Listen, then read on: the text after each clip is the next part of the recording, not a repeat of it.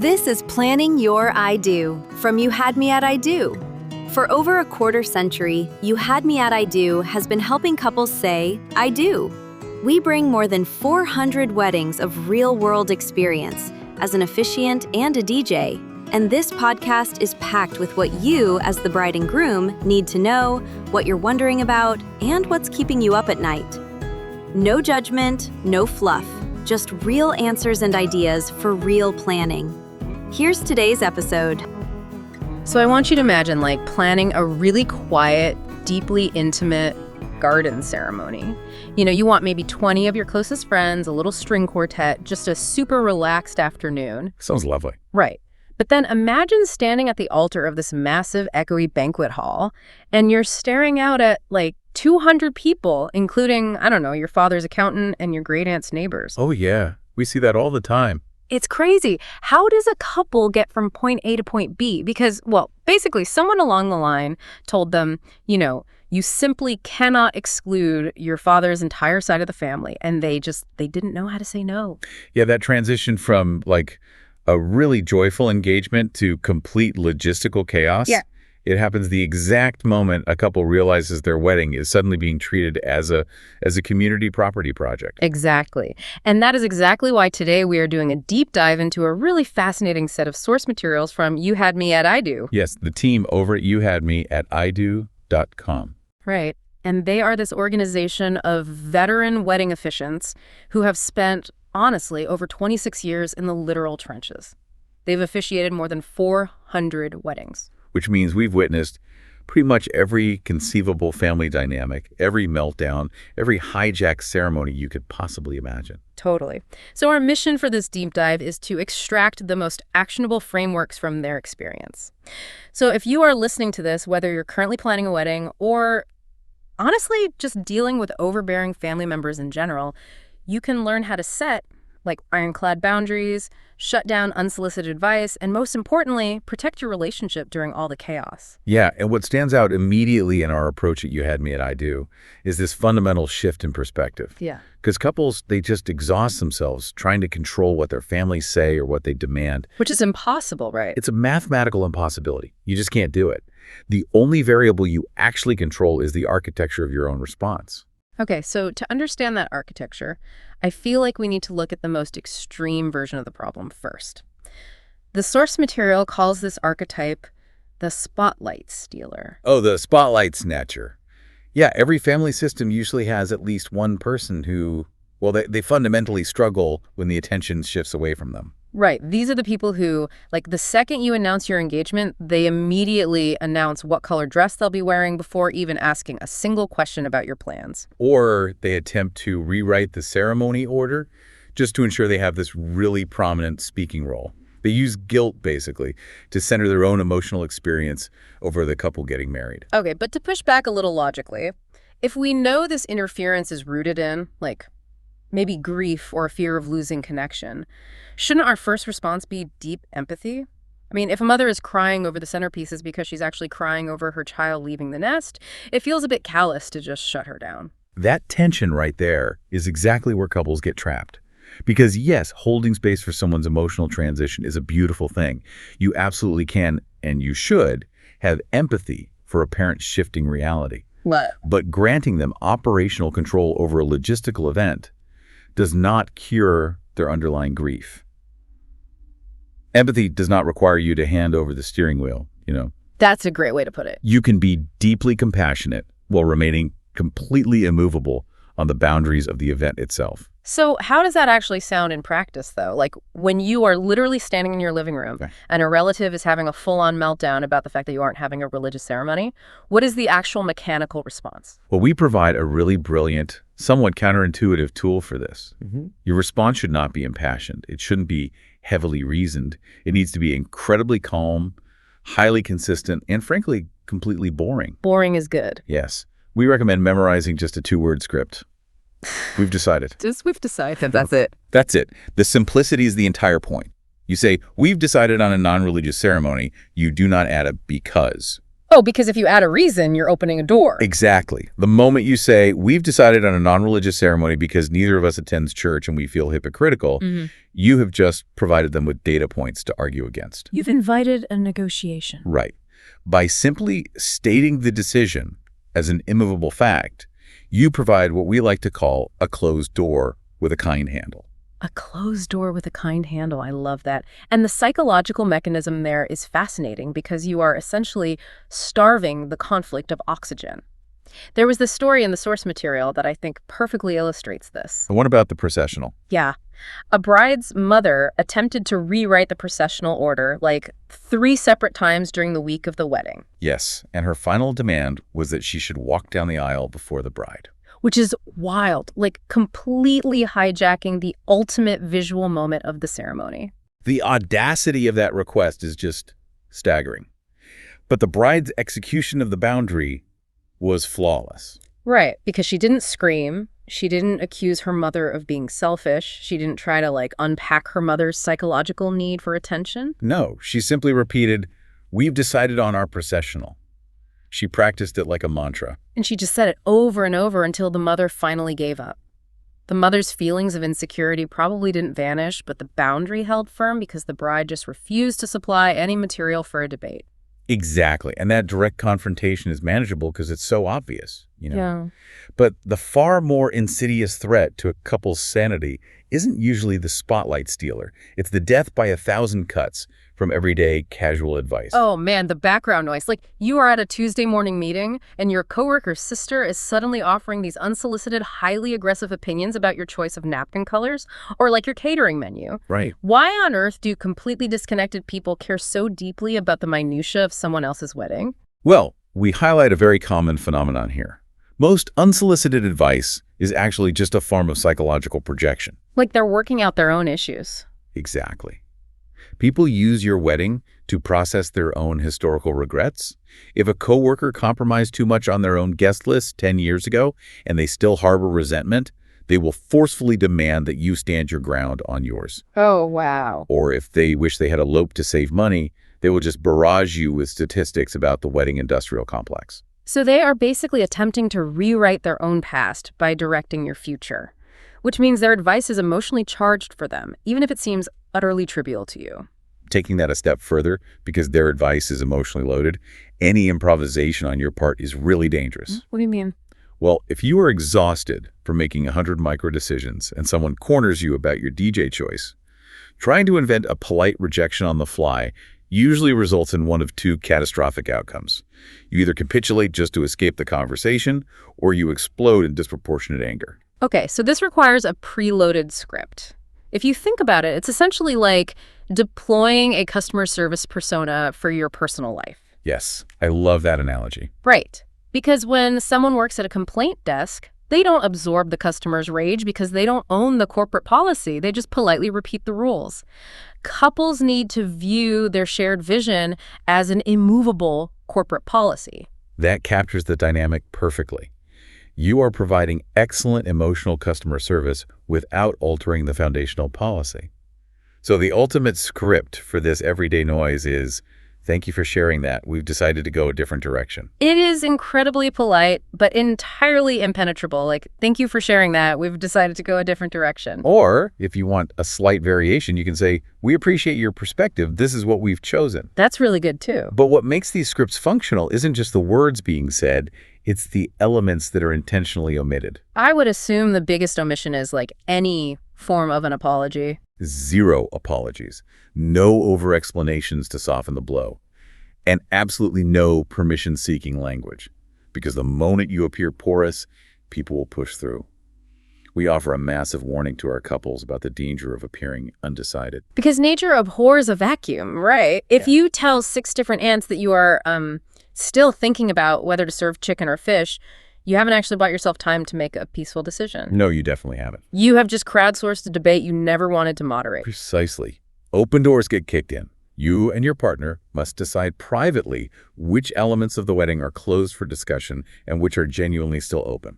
Okay, so logically, if we are advising couples to shut out all these opinions using customer service scripts and closed doors, we have to address who actually does get a voice.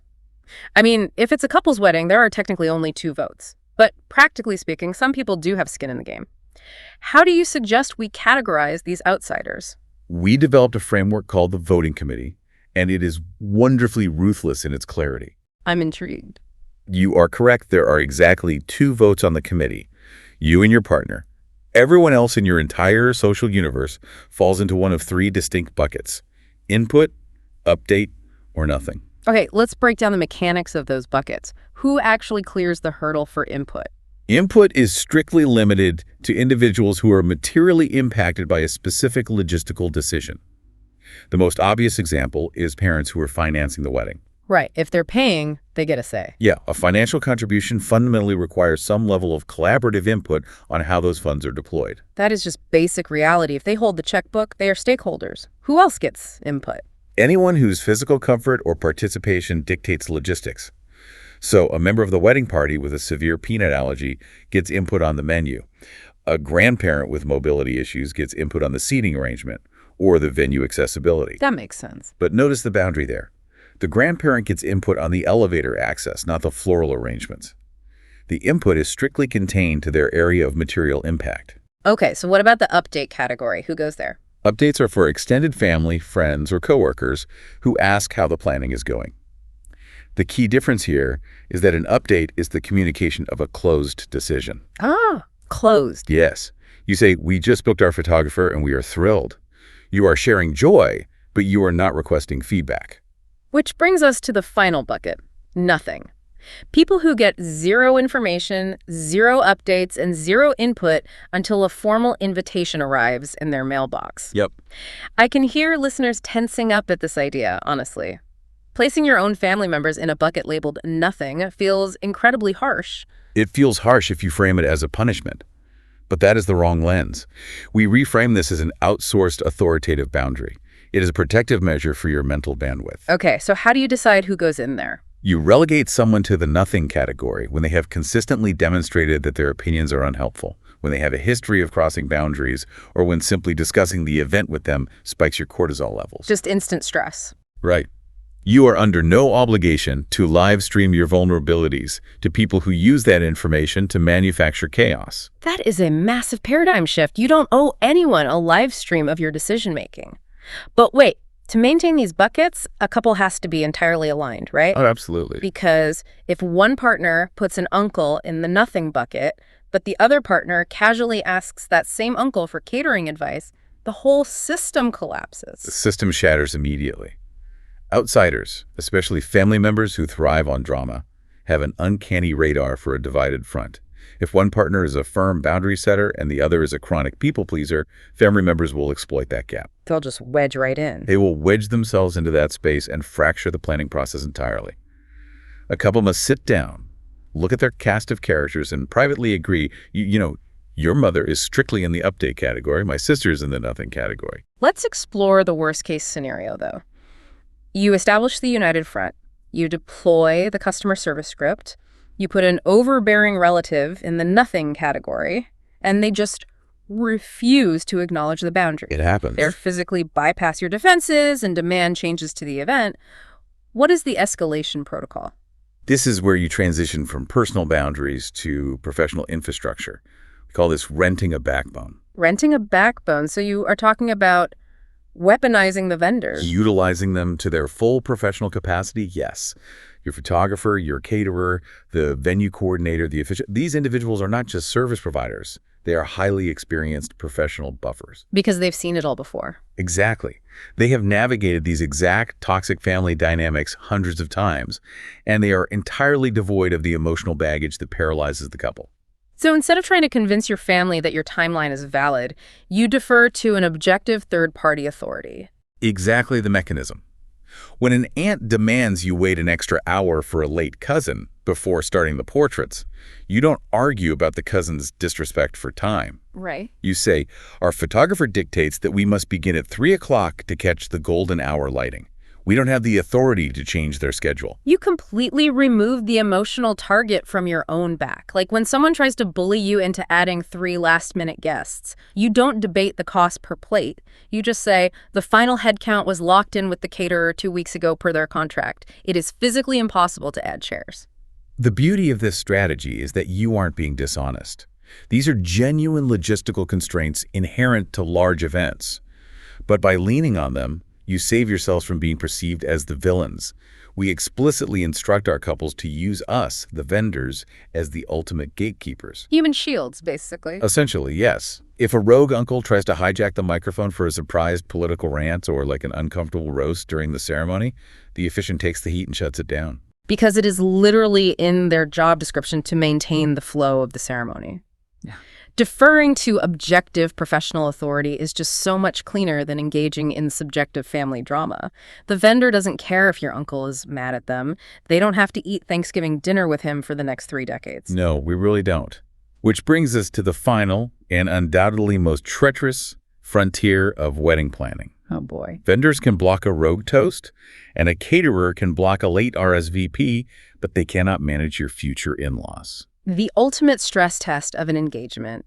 Managing your own family is exhausting, obviously, but you have a lifetime of specialized experience dealing with your parents' specific brand of neuroses. You know how to push back, even if it gets messy. Exactly. But when the pressure is radiating from your partner's family, you are paralyzed. You want to advocate for the vision you share with your partner, but you are terrified of alienating the people who are about to become your permanent family. It is a profoundly fragile dynamic, Right. which is why we issue one non-negotiable golden rule to govern it. Yeah. Each person manages their own family.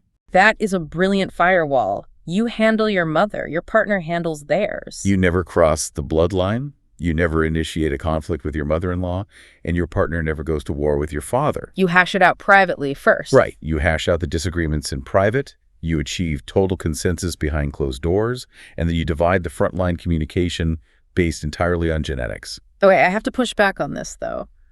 What happens if your partner is fundamentally incapable of doing this? Yeah. What if they are deeply entrenched in a people-pleasing dynamic with their own parents? Evolutionarily, we are wired to seek the approval of our primary caregivers to ensure our survival in the tribe.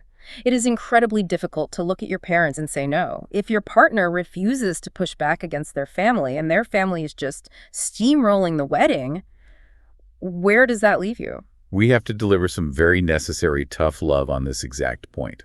If your future in-laws are dismantling your shared vision and your partner refuses to intervene to protect you, you are no longer having a conversation about a wedding. Oh.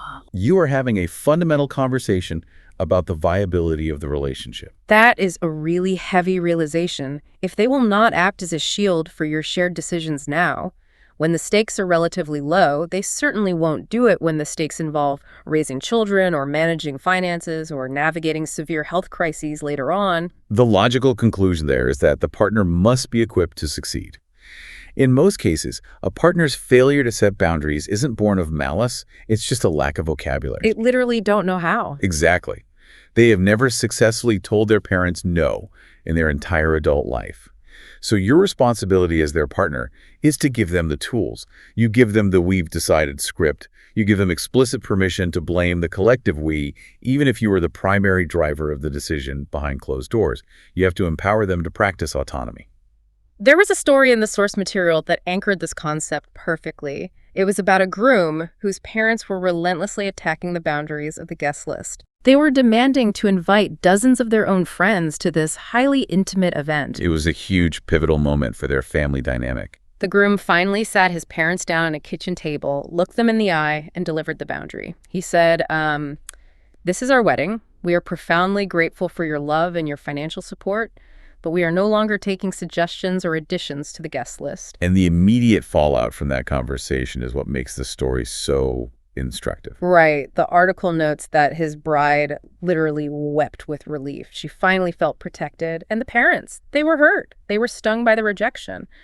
But because the boundary was clear, unwavering, and most importantly, delivered by their own son, they eventually adjusted to the new reality. Yeah. The hierarchy shifted, and the couple claimed ownership of their own event. What's deeply resonant about that narrative is that it highlights the ultimate objective of this entire process. Your primary job during a wedding engagement is not to make everyone in your extended family happy. Oh. That is an impossible, soul-crushing metric for success. Your job is to curate an environment that authentically reflects the two of you, to surround yourselves with genuine support, and to walk into your marriage feeling like an unbreakable team. Exactly. You are entering a partnership, not surviving a family negotiation tournament. To achieve that, you utilize the frameworks. You rely on the boring consistency of, we've decided. Right. You categorize everyone into input, update, or nothing. You lean heavily on your vendors as outsourced authoritative boundaries, and you absolutely mandate that each person manages the turbulence within their own family tree. It is honestly a masterclass in psychological self-defense. But as we wrap up this deep dive, I want to leave you, the listener, with a final thought to mull over. We have spent this entire time discussing these boundaries strictly through the lens of, table linens, guest lists, and ceremony processionals. But take a step back and look at the broader picture. It's so much bigger than one day. It really is. Learning to execute these exact frameworks, learning how to shut down unsolicited advice without losing your temper, learning how to present a united front when facing external pressure, and learning how to protect each other from the heavy expectations of your respective families. None of this is just about surviving a single day of wearing expensive clothes. Definitely not. Think about it. Isn't this entire process actually the ultimate dress rehearsal? Oh, absolutely. How you navigate these boundaries right now under the stress of this event is laying the concrete foundation for how you will manage your marriage, how you will navigate the stress of future holidays, how you will handle the unsolicited advice of raising potential children, and how you will dictate the terms of your family dynamics for the rest of your lives. The wedding is really just the syllabus. The marriage is the final exam. So build the architecture now and pass it together. Thank you so much for joining us on this deep dive. We'll catch you next time. You've been listening to Planning Your I Do from You Had Me at I Do. Show notes, planning help, and ceremony support are at youhadmeatido.com/podcast. Subscribe so you don't miss the next episode, and send it to a bride friend who needs answers instead of more stress at 2 in the morning. Thanks for listening.